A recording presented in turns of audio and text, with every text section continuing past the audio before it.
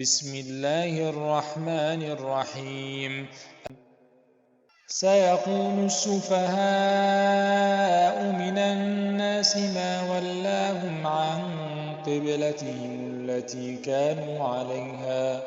قل لله المشرق والمغرب يهدي من يشاء إلى صراط مستقيم وكذلك جعلناكم أمة وسطا لتكونوا شهداء على الناس ويكون الرسول عليكم شهيدا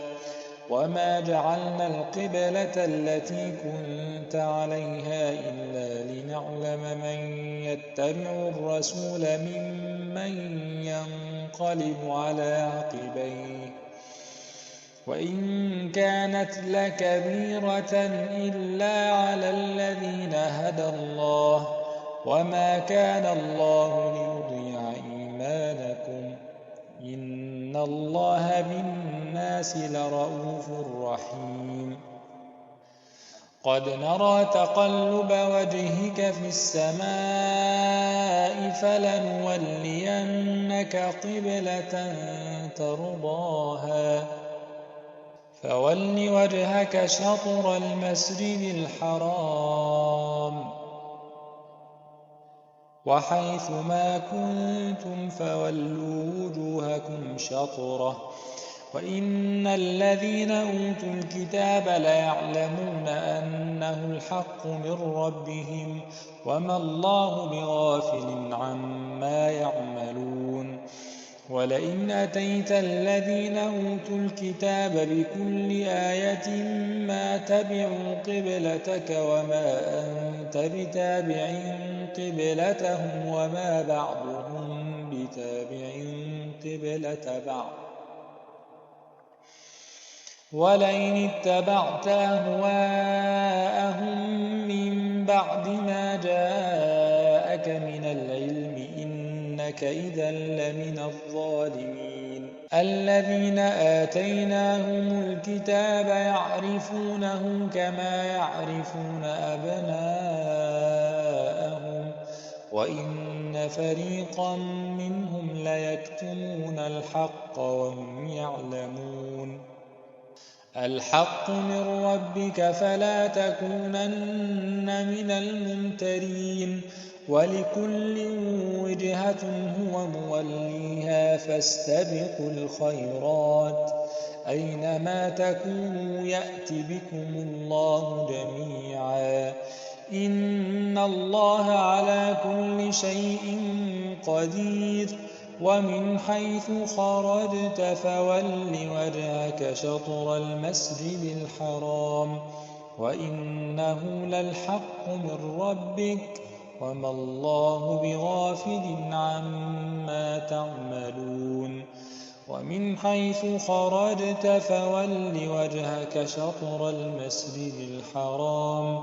وحيث ما كنتم فولوا وجوهكم شطره لئلا يكون للناس عليكم حجة إلا الذين ظلموا منهم فلا تخشوهم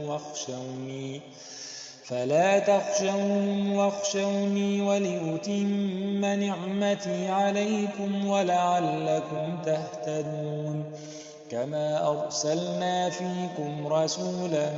منكم يتلو عليكم آياتنا ويزكيكم ويعلمكم الكتاب والحكمة ويعلمكم ما لم تكونوا تعلمون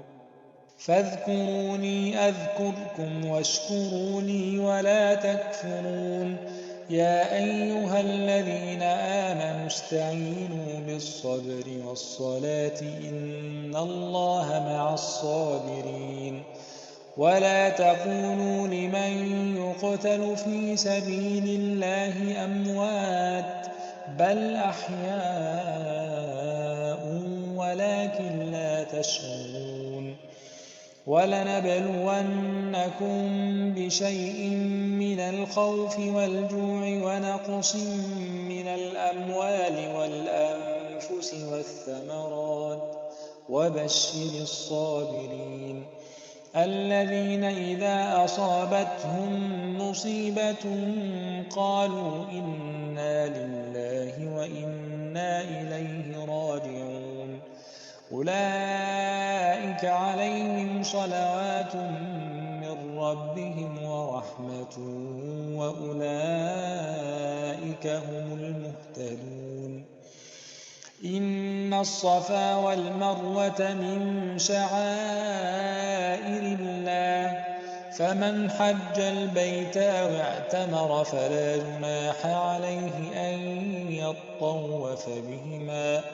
ومن تطوع خيرا فإن الله شاكر عليم إن الذين يكتمون ما أنزلنا من البينات والهدى من بعد ما بيناه للناس في الكتاب أولئك يلعنهم الله ويلعنهم اللاعنون إلا الذين تابوا وأصلحوا وبينوا فأولئك أتوب عليهم وأنا التواب الرحيم إن الذين كفروا وماتوا وهم كفار أولئك عليهم لعنة الله والملائكة والناس أجمعين خالدين فيها لا يخفف عنهم العذاب ولا هم ينظرون وإلهكم إله واحد لا إله إلا هو الرحمن الرحيم إن في خلق السماوات والأرض واختلاف الليل والنهار والفلك التي تجري في البحر بما ينفع الناس وما أنزل الله من السماء من ماء فأحيا به الأرض بعد موتها وبث فيها من كل دابة وتصريف الرياح والسحاب المسخر بين السماء والأرض لآيات لقوم يعقلون ومن الناس من يتخذ من دون الله أندادا يحبونهم كحب الله والذين آمنوا أشد حبا لله ولو يرى الذين ظلموا إذ يرون العذاب أن القوة لله جميعا وأن الله شديد العذاب إذ تبرأ الذين اتبعوا من الذين اتبعوا ورأوا العذاب وتقطعت بهم الأسباب وقال الذين اتبعوا لو أن لنا كرة فنتبرأ منهم كما تبرأوا منا كذلك يريهم الله أعمالهم حسرات عليهم وما هم بخارجين من النار يا أيها الناس كلوا مما في الأرض حلالا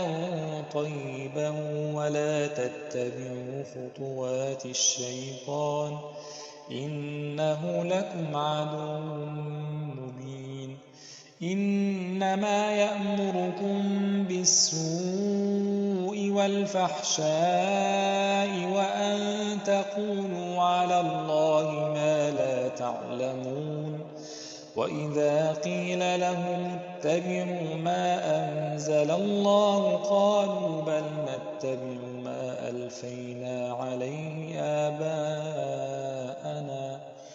أولو كان آباؤهم لا يعقلون شيئا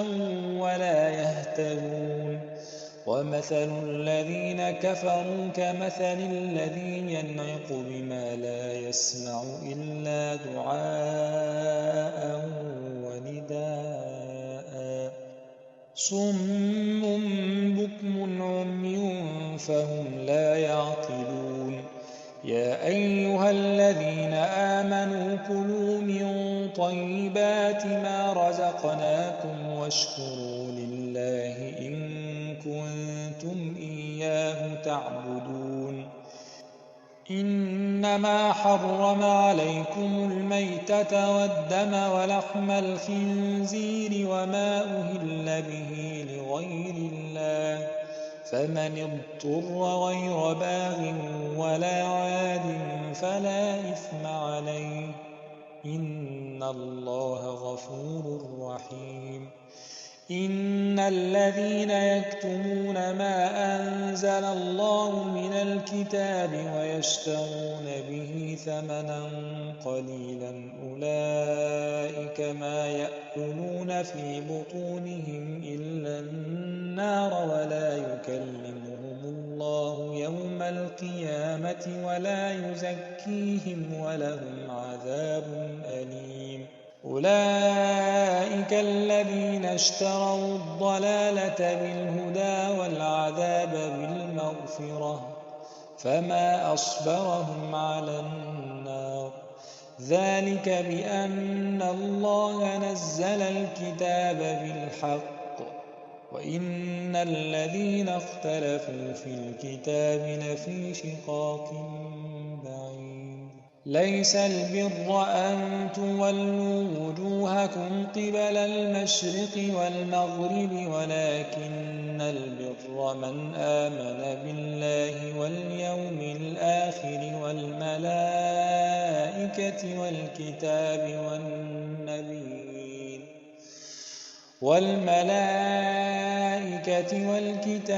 والنبيين وآتى المال على حبه ذوي القربى واليتامى والمساكين وابن السبيل والسائلين وفي الرقاب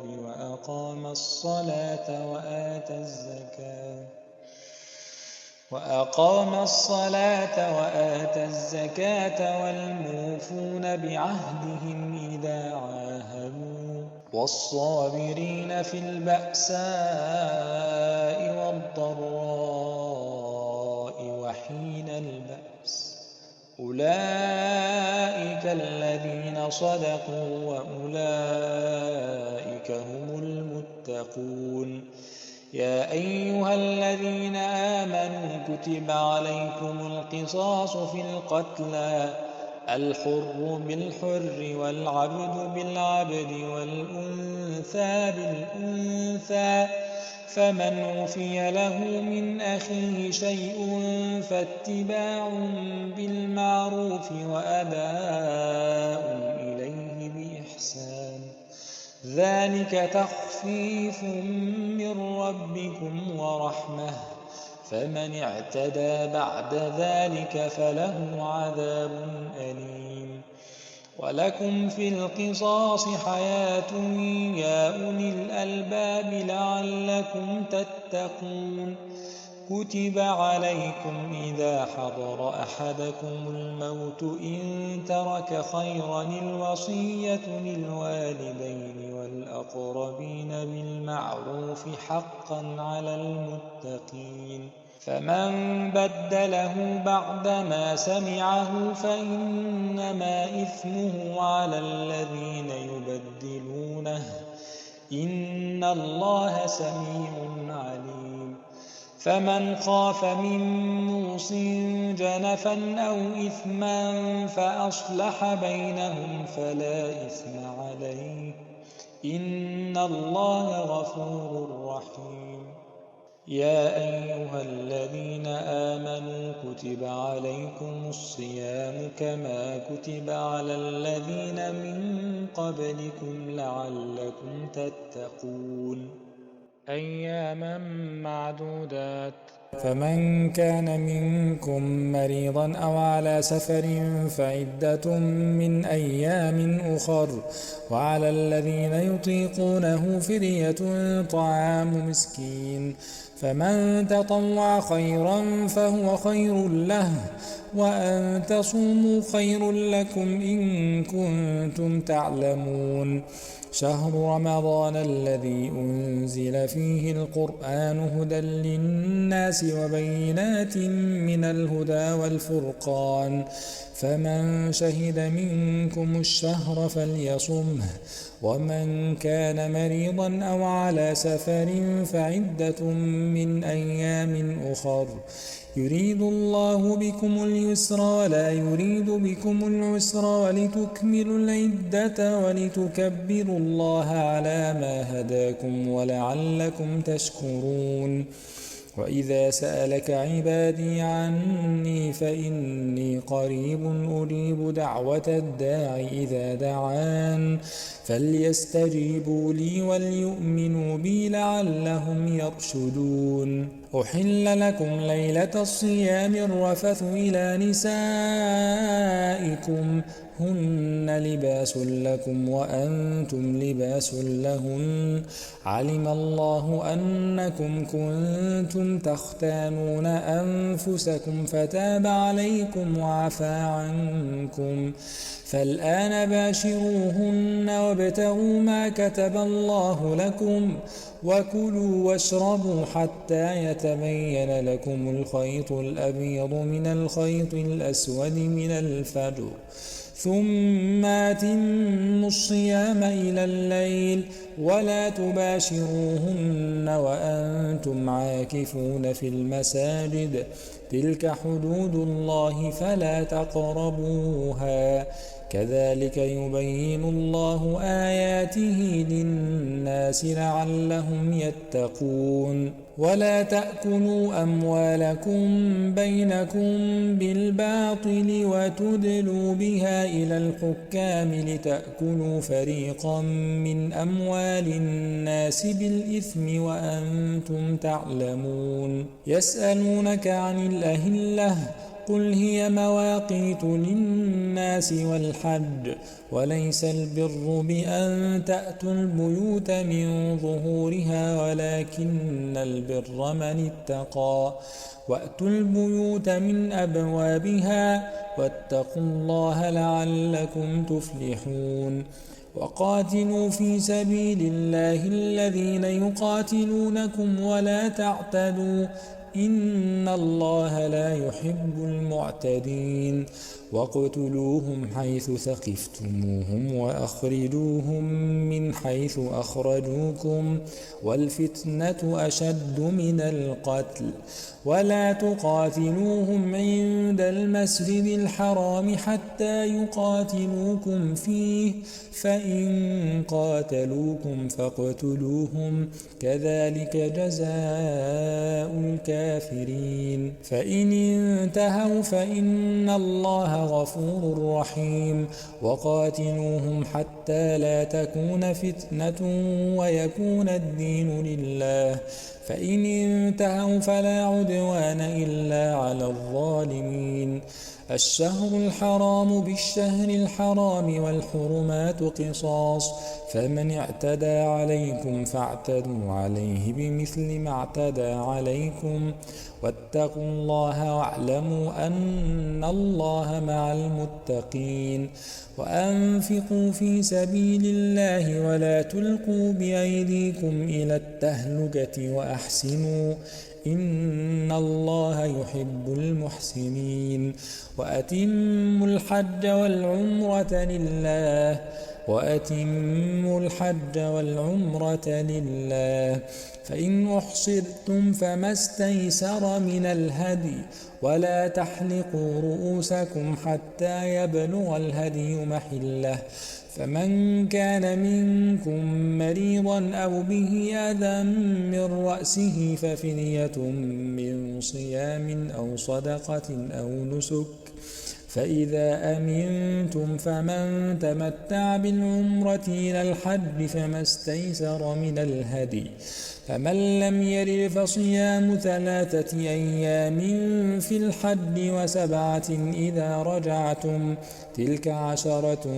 كاملة ذلك لمن لم يكن أهله حاضر المسجد الحرام واتقوا الله واعلموا أن الله شديد العقاب الحج أشهر معلومات فمن فرض فيهن الحج فلا رفث ولا فسوق ولا جدال في الحج وما تفعلوا من خير يعلمه الله وتزودوا فإن خير الزاد التقوى واتقون يا أولي الألباب. ليس عليكم جناح أن تبتغوا فضلا من ربكم فإذا أفضتم من عرفات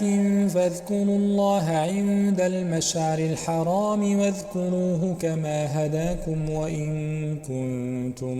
من قبله لمن الضالين ثم أفيضوا من حيث أفاض الناس واستغفروا الله إن الله غفور رحيم. فإذا قضيتم مناسككم فاذكروا الله كذكركم آباءكم أو أشد ذكرا فمن الناس من يقول ربنا آتنا في الدنيا وما له في الآخرة من خلاق ومنهم من يقول ربنا آتنا في الدنيا حسنة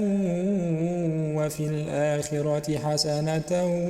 وقنا عذاب النار أولئك لهم نصيب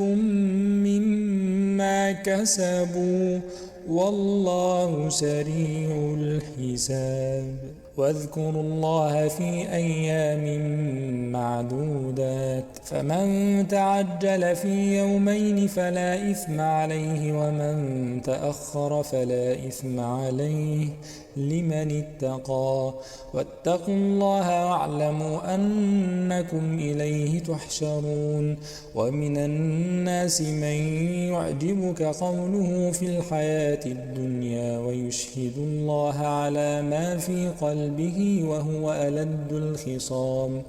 وإذا تولى سعى في الأرض ليفسد فيها ويهلك الحرث والنسل والله لا يحب الفساد. وإذا قيل له اتق الله أخذته العزة بالإثم فحسبه جهنم ولبئس المهاد. ومن الناس من يشري نفسه ابتغاء مرضات الله والله رؤوف بالعباد. يا أيها الذين آمنوا ادخلوا في السلم كافة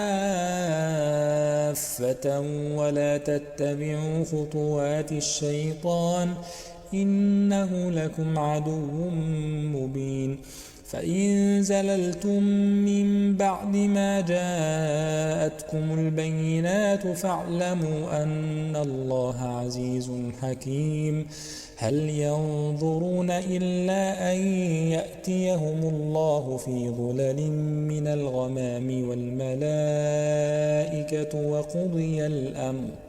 وإلى الله ترجع الأمور. سل بني إسرائيل كم آتيناهم من آية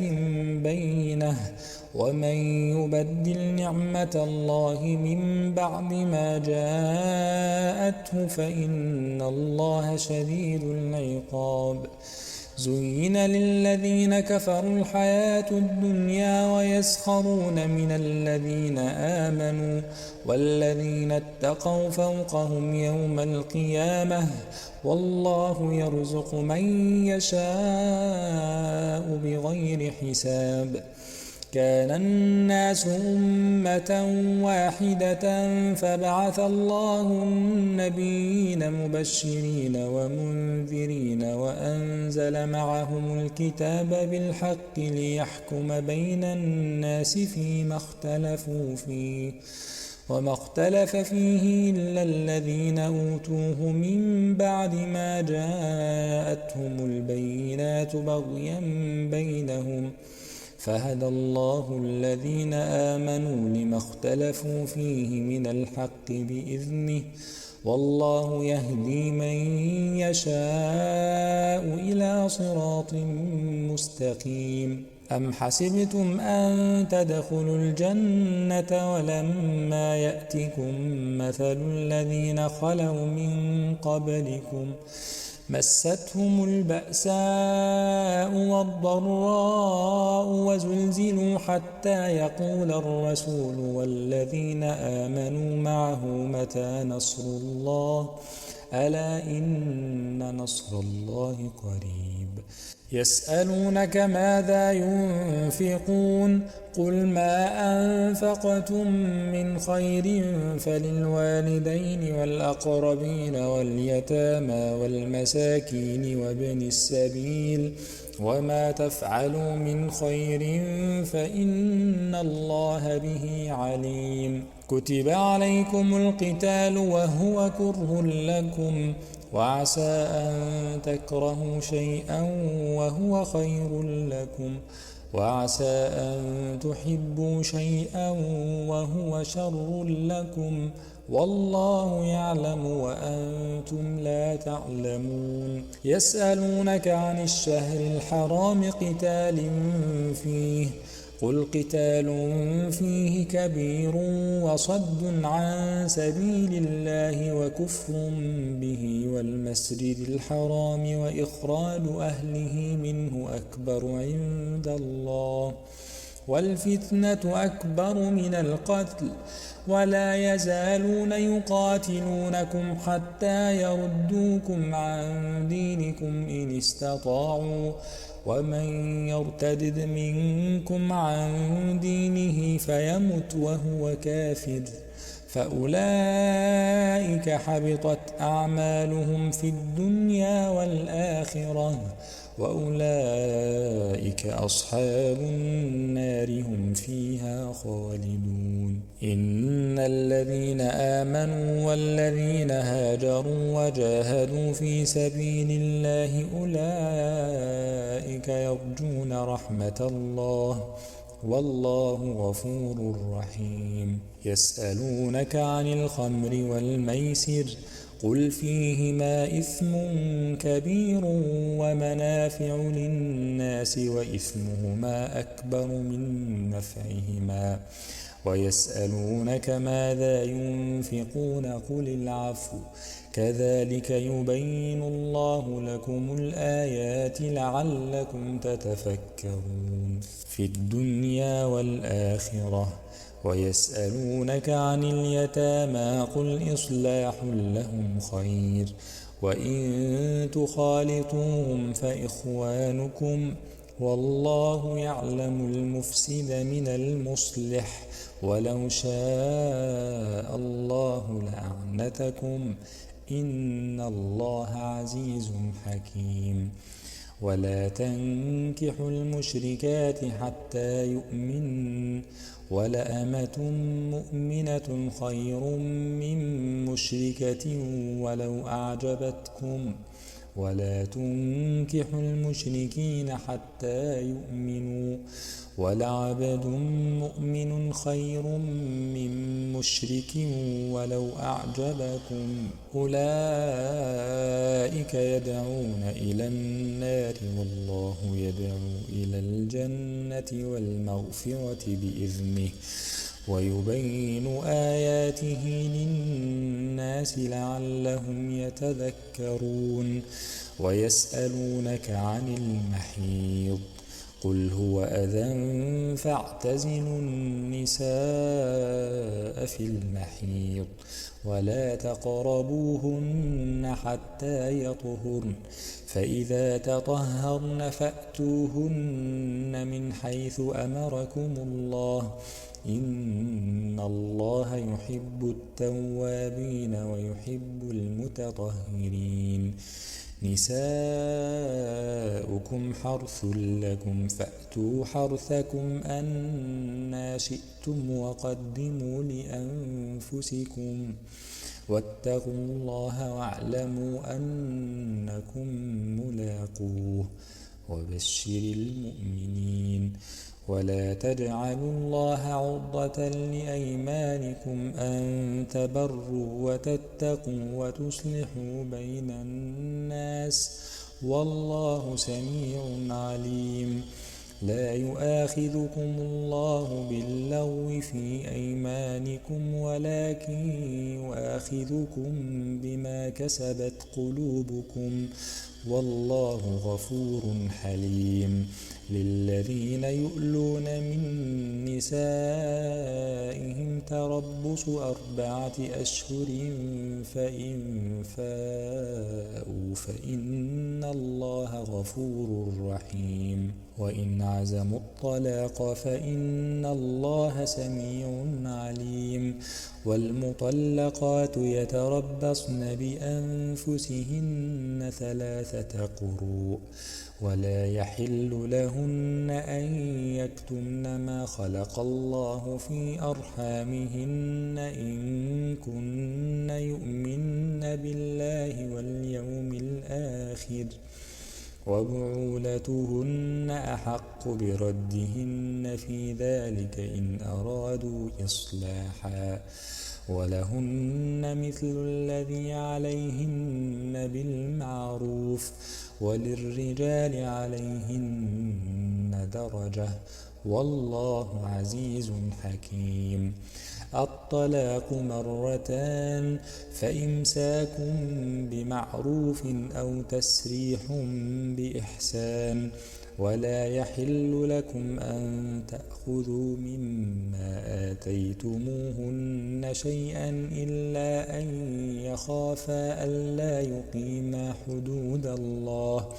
فإن خفتم ألا يقيما حدود الله فلا جناح عليهما فيما افتدت به تلك حدود الله فلا تعتدوها ومن يتعد حدود الله فأولئك هم الظالمون. فإن طلقها فلا تحل له من بعد حتى تنكح زوجا غيره فإن طلقها فلا جناح عليهما أن يتراجعا إن ظنا أن يقيما حدود الله وتلك حدود الله يبينها لقوم يعلمون. وإذا طلقتم النساء فبلغن أجلهن فأمسكوهن بمعروف أو سرحوهن بمعروف ولا تمسكوهن ضرارا لتعتدوا ومن يفعل ذلك فقد ظلم نفسه. ولا تتخذوا آيات الله هزوا واذكروا نعمة الله عليكم وما أنزل عليكم من الكتاب والحكمة يعظكم به واتقوا الله واعلموا أن الله بكل شيء عليم. وإذا طلقتم النساء فبلغن أجلهن فلا تعضلوهن أن ينكحن أزواجهن إذا تراضوا بينهم بالمعروف ذلك يوعظ به من كان منكم يؤمن بالله واليوم الآخر ذلكم أزكى لكم وأطهر والله يعلم وأنتم لا تعلمون. والوالدات يرضعن أولادهن حولين كاملين لمن أراد أن يتم الرضاعة وعلى المولود له رزقهن وكسوتهن بالمعروف لا تكلف نفس إلا وسعها لا تضار والدة بولدها ولا مولود له بولده وعلى الوارث مثل ذلك فإن أرادا فصالا عن تراض منهما وتشاور فلا جناح عليهما. وإن أردتم أن تسترضعوا أولادكم فلا جناح عليكم إذا سلمتم ما آتيتم بالمعروف واتقوا الله واعلموا أن الله بما تعملون بصير. والذين يتوفون منكم ويذرون أزواجا يتربصن بأنفسهن 4 أشهر وعشرا، فإذا بلغن أجلهن فلا جناح عليكم فيما فعلن في أنفسهن بالمعروف، والله بما تعملون خبير. ولا جناح عليكم فيما عرضتم به من خطبة النساء أو أكننتم في أنفسكم، علم الله أنكم ستذكرونهن ولكن لا تواعدوهن سرا إلا أن تقولوا قولا معروفا. ولا تعزموا عقدة النكاح حتى يبلغ الكتاب أجله، واعلموا أن الله يعلم ما في أنفسكم فاحذروه، واعلموا أن الله غفور حليم. لا جناح عليكم إن طلقتم النساء ما لم تمسوهن أو تفرضوا لهن فريضة، ومتعوهن على الموسع قدره وعلى المقتر قدره متاعا بالمعروف حقا على المحسنين. وإن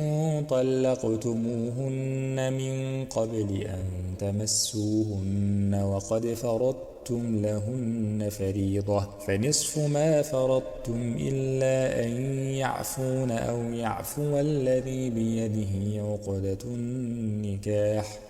وأن تعفوا أقرب للتقوى. ولا تنسوا الفضل بينكم، إن الله بما تعملون بصير. حافظوا على الصلوات والصلاة الوسطى وقوموا لله قانتين. فإن خفتم فرجالا أو ركبانا فإذا أمنتم فاذكروا الله كما علمكم ما لم تكونوا تعلمون. والذين يتوفون منكم ويذرون أزواجا وصية لأزواجهم متاعا إلى الحول غير إخراج، فإن خرجن فلا جناح عليكم فيما فعلن في أنفسهن من معروف، والله عزيز حكيم. وللمطلقات متاع بالمعروف حقا على المتقين، كذلك يبين الله لكم آياته لعلكم تعقلون. ألم تر إلى الذين خرجوا من ديارهم وهم ألوف حذر الموت فقال لهم الله موتوا ثم أحياهم،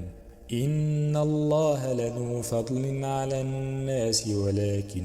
أكثر الناس لا يشكرون. وقاتلوا في سبيل الله واعلموا أن الله سميع عليم. من ذا الذي يقرض الله قرضا حسنا فيضاعفه له أضعافا كثيرة، والله يقبض ويبسط وإليه ترجعون. ألم تر إلى الملأ من بني إسرائيل من بعد موسى إذ قالوا لنبي لهم ابعث لنا ملكا نقاتل في سبيل الله، قال هل عسيتم إن كتب عليكم القتال ألا تقاتلوا؟